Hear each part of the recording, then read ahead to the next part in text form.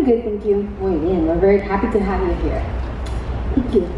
So, Rosie, we know you're a fighter, you're a goal-getter, you are somebody who's overcome a lot of obstacles. She wasn't just a normal sister, she was the best sister in the world. We're 12 years apart, 12 years in a day. On her 12th birthday party, my mother's water broke. They were literally cutting the cake. And my mother's water broke, and she was taken to the hospital. She joked forever about how I ruined her birthday party. Every day she would say, every time she needed something, she would say, "You owe me, sister." And you know, I thought she was like the most popular girl in the whole neighborhood and had like 150 12-year-olds there, you know. It was 2 girls, and I found that out in her book. It was 2 girls. And when I read her book, she was already in heaven, so, you know, I just had a huge laugh. She never made me feel guilty. She never made me feel dirty. She never made me feel less. My sister was the most influential person in my life because she loved me just as I was. She accepted me just as I was. My sister saw me exactly for who I was and what I was, and then told me who I could be. She found out about the sexual abuse when I was 16, and to her, it broke her heart because she wanted me to have a perfect childhood the way she did. With our crazy family, with our dramatic family, with our normal Mexican family that just happens to be in front of a camera. We had amazing childhoods. We lived in poverty and we worked at swap meets. And when I asked my dad to give me, you know, an allowance, he didn't have extra $20 a week to give me an allowance, so he handed me a big black trash bag. And I thought he was being mean, but my daddy was teaching me to fish. He said, "Baby, this is whatever you collect, whatever aluminum cans you collect, and we return for 5 cents each, it will be yours." And those are the lessons that we lived, and it seemed harsh, but I look back at that and think my father was amazing. He could have given me $5 a week and just left me powerless, but he taught me hard work and business. And my sister in all this saw the depression, she saw the promiscuity, she saw the drug abuse, she saw the alcohol abuse. And she loved me enough to tell me that what I was doing was wrong. She loved me enough to say, "Sister, I don't agree."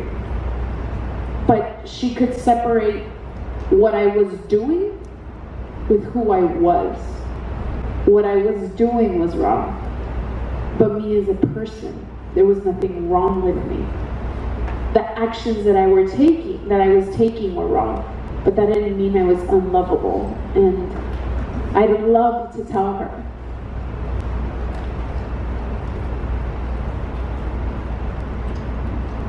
Crying is perfectly fine. That's the most honest way to communicate. That I am a product of her love. Her love. Other than Jesus Christ himself, no one has loved me like her. Her love disciplined me. Her love lifted me up. Her love empowered me. I hated myself. I hated who I was, and I hated my story, and I hated being a victim. And I hated sexual abuse, and I hated being overweight. I hated being a Rivera. And she would bring me into everything she was doing. She was singing at the Gibson Amphitheater. And she said, "Sister, sing a song with me." "I'm not a singer, sister." "No, but you're my sister. And I want to share this spotlight with you." "Sister, I have a reality show. I want you to come out in it." "Sister, who cares about Rosie?" That was always my question. Who's gonna care about Rosie? She would say, "Sister, write a book." Who cares about Rosie? "Sister, come out on my radio program." Who cares about Rosie? She said, I do, and the world does. The world needs Rosie. The world needs to know your story. And I would say, well, who should I pretend to be on your reality show, on your radio show, on your Gibson Amphitheater? What's my role? Are you the bad girl? Am I the good girl? Am I the bad? No, she says, you are just you. That is what I want. Everything that you are, I want you, and the world wants you. She taught me that we all have an audience. Sometimes our audience doesn't know they want us or need us. We never knew we needed an iPhone. We didn't know we needed sticky notes. We didn't know we needed lead pencils. We didn't know till someone presented it to us. And we, each and every person here, has an audience. The world just doesn't know it yet. But she taught me that when you are you, when you love you, your audience is going to find you. See, not everyone is our audience, and most of our haters are not our audience, although some of them are secretly lovers. They are. They are lovers, or we're going to convert them. But my audience is that little girl watching TV that has just gone through sexual abuse and feels unlovable and like trash, that will never be anything in her life. That's my audience. That's who I'm looking for. But you may be looking for the next chef, or the next fashionista, or the next amazing mom. You are looking for her. She is looking for you more than anything. You are someone's answered prayer. Someone is praying for someone to teach them to do her makeup, or teach them to sew, or teach them to have a healthy relationship, and you are the answer to that prayer. And her love, just her simple, raw, honest, constant, unconditional love taught me that. And I want her to know that she's an amazing singer, and she's an amazing actress, and she's an amazing mother. But there is no one in this world that loves like Jenni Rivera. And if we could all love each other like that, especially as women, we will change this nation. If we can just love each other. So there's not much to add to that, but to say we care about you, Rosie. We love you. We really are very honored to have you here today.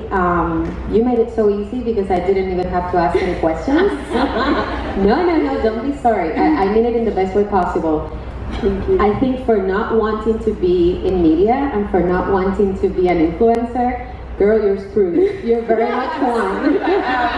And people ask, because my family, they're singers, right? And people ask, what does Rosie Rivera do? Ella no canta, she doesn't sing. I speak.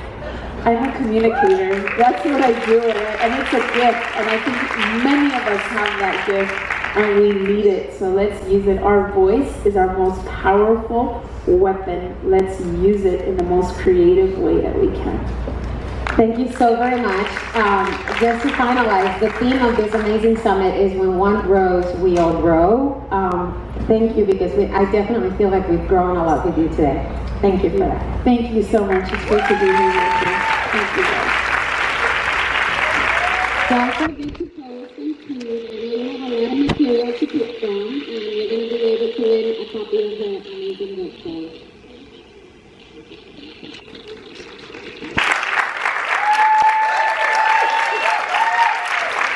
Wow. Let me see how I recover from that.